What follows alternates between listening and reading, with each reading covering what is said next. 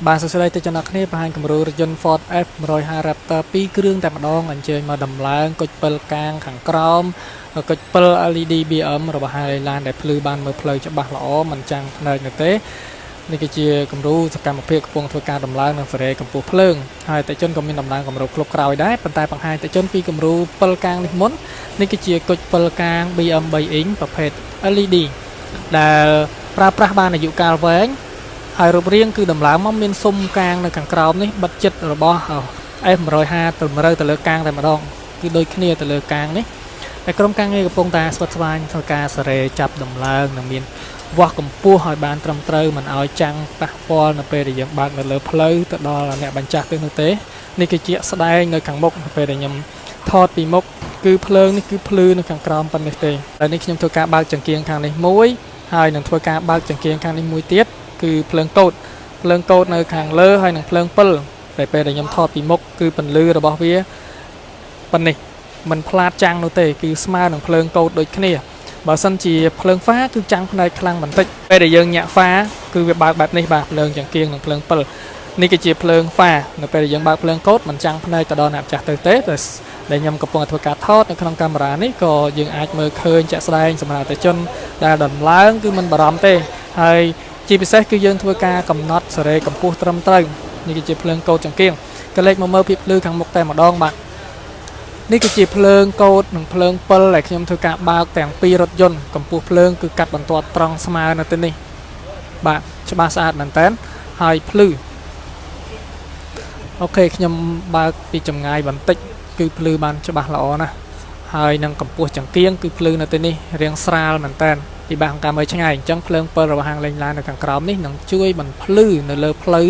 ចាស់ពីក្បាលឡាននិងផ្លូវខាងក្រោមនេះភ្លឺច្បាស់ហើយនឹងមើលបានជួយចម្ងាយបានឆ្ងាយផងដែរដូចនេះអតិថិជនដែលបើកមើលផ្លូវពិបាកគឺអាចដោះស្រាយបានហើយអញ្ជើញមកដំឡើងបានសម្រាប់ RAPTOR F-150 គ្រប់រថយន្តទាំងអស់បាទ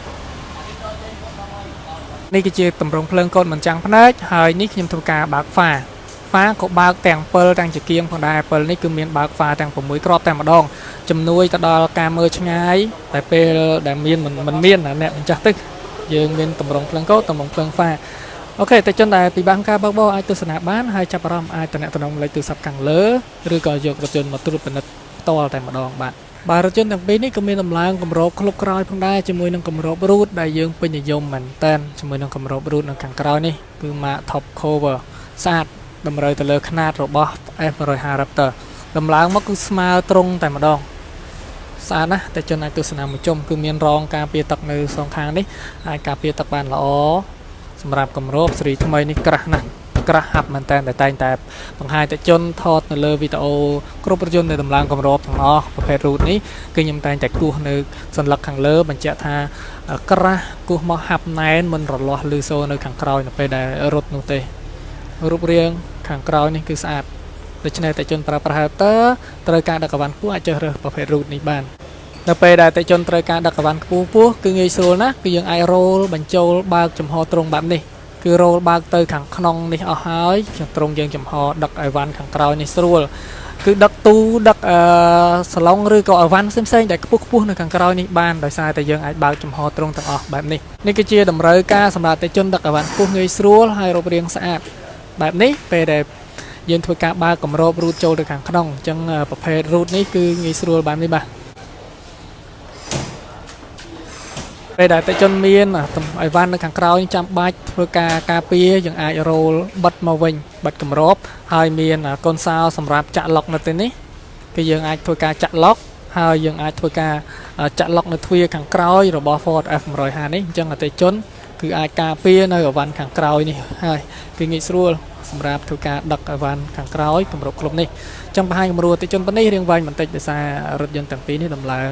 មានគម្របផងមានក៏ជាគៀងផងចឹងអតិថិជនដែលមានចម្ងល់អាចតាក់ទងឬអញ្ជើញមកហាងលេងឡានផ្ទាល់បានអរគុណច្រើនដែលតែងតែគាំទ្រលេងឡានបាទ